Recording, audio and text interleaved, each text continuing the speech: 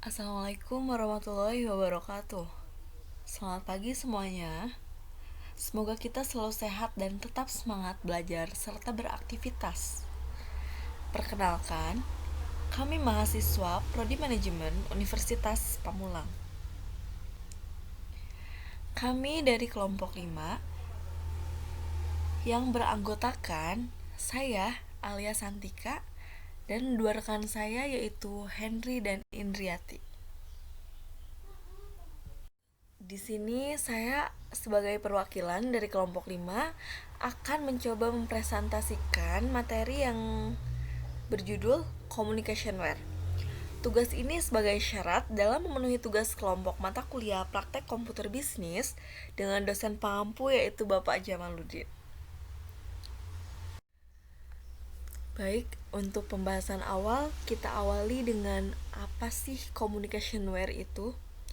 Jadi, communicationware itu sebuah media yang menghubungkan perangkat komputer yang satu dengan yang lainnya. Dengan adanya media tersebut, kita bisa saling berkomunikasi satu dengan yang lainnya. Jadi kata kuncinya yaitu media yang menghubungkan antara pengirim dan penerima informasi. Karena jarak yang jauh, maka data terlebih dahulu diubah menjadi kode atau isyarat. Communicationware identik dengan jaringan komputer karena dengan adanya media tersebut, komputer-komputer dapat membentuk menjadi sebuah jaringan komputer.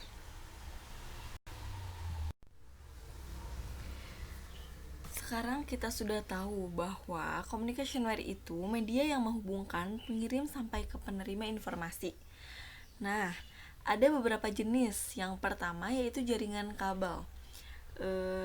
Mari kita lihat apa saja jenis-jenis kabel jaringan.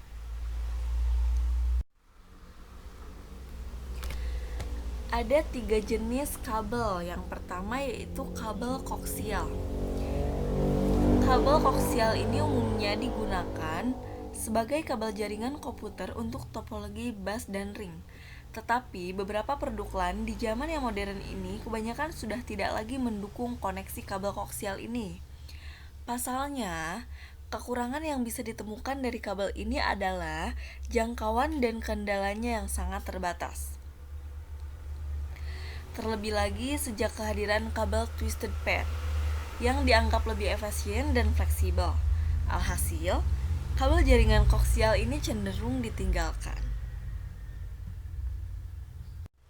Nah, ini adalah gambaran dari kabel koaksial. Kabelnya seperti kabel antena TV, dan kabel ini bisa digunakan membuat jaringan. Yang kedua adalah kabel twisted pair.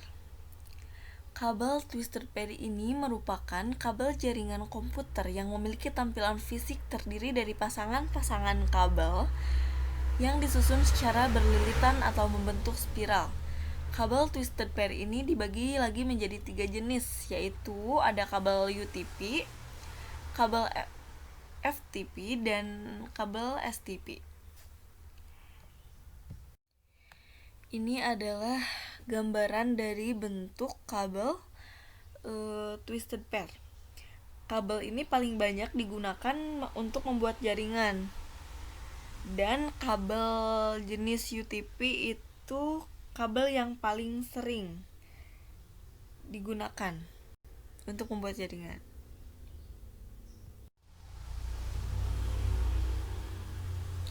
Nah, yang ketiga adalah kabel fiber optik. Kabel fiber optik ini merupakan kabel jaringan komputer yang boleh dikatakan sebagai model yang dibuat dengan teknologi paling baru. Karena lebih canggih ketimbang 2 jenis kabel yang tadi, yaitu kabel koaksial dan kabel twisted pair. Tak aneh jika kabel fiber optik ini memiliki segudang kelebihan, yang salah satunya yakni kemampuan dalam hal transfer data yang terbilang sangat cepat.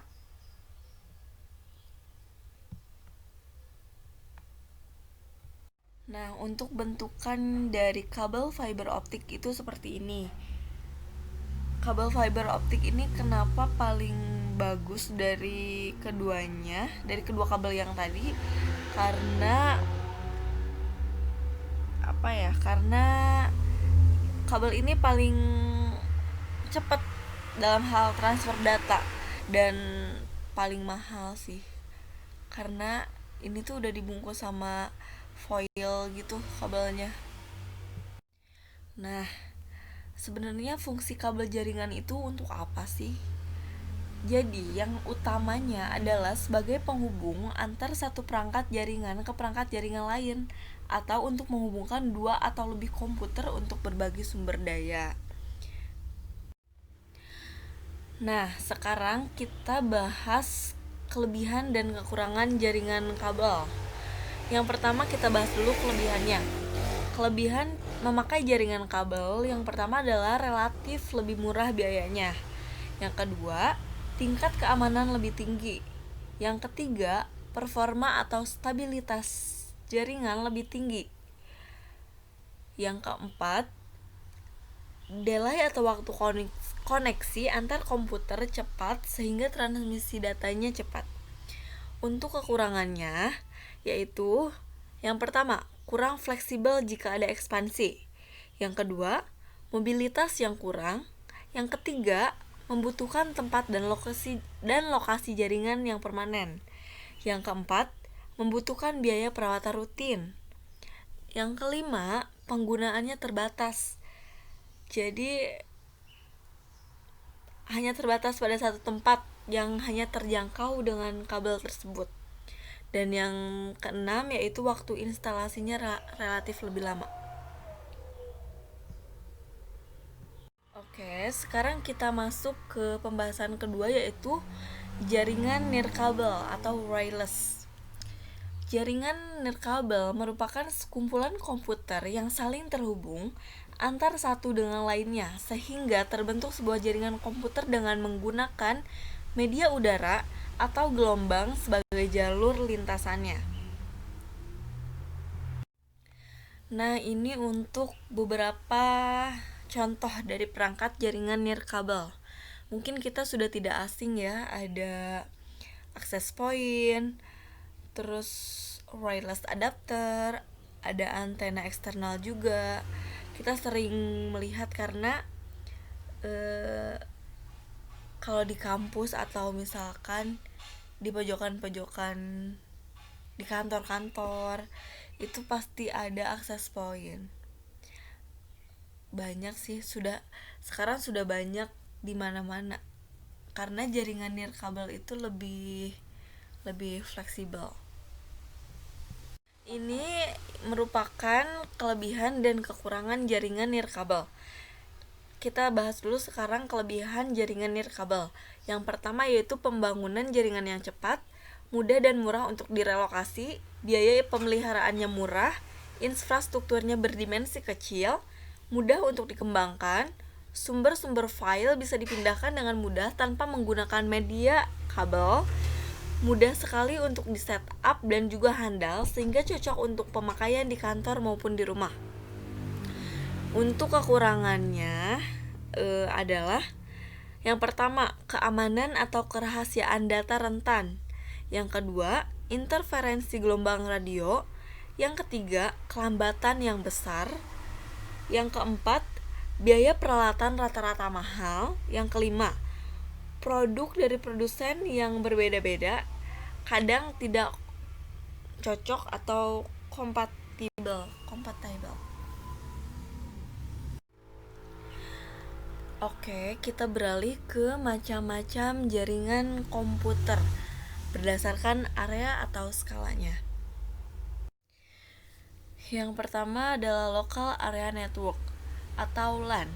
Local Area Network adalah sebuah jaringan tunggal yang meliputi satu daerah geografis tertentu dan menyediakan layanan serta aplikasi hanya untuk orang-orang dalam satu struktur organisasi. Misalnya kantor dan kampus. Nah, ini untuk gambaran dari Local Area Network.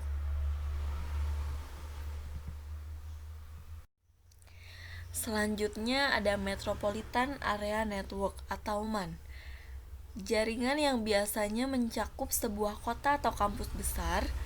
MAN biasanya menghubungkan sejumlah LAN dengan menggunakan teknologi backbone berkapasitas tinggi seperti serat optik dan menyediakan layanan uplink untuk wide area network dan internet. Ini untuk gambaran dari Metropolitan Area Network. Yang berikutnya ada Wide Area Network atau WAN. Wide Area Network adalah jaringan yang mencakup area yang luas.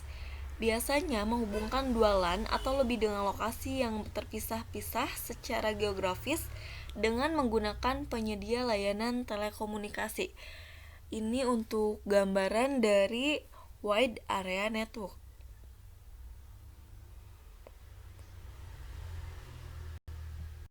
Selanjutnya adalah internet. Mungkin kita sudah tidak asing ya dengan kata internet.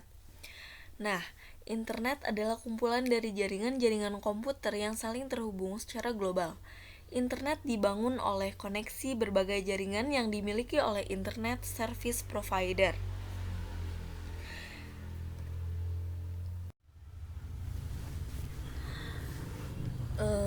Mungkin cukup sekian dari presentasi dari kelompok kami. Semoga bisa bermanfaat untuk kita semua. Meskipun kita belajar dari rumah, ada kalanya kita bosan, jenuh, tapi kami berharap kita semua masih tetap semangat untuk menjalankan aktivitas ataupun apapun yang dilakukan dari rumah, entah itu mau belajar, bekerja. Semoga kita selalu dalam keadaan sehat. Dan kita berdoa semoga pandemi ini segera berakhir dan kita bisa bersama kembali untuk menuntut ilmu. Terima kasih semuanya. Stay safe, stay healthy, dan tetap semangat. Wassalamualaikum warahmatullahi wabarakatuh.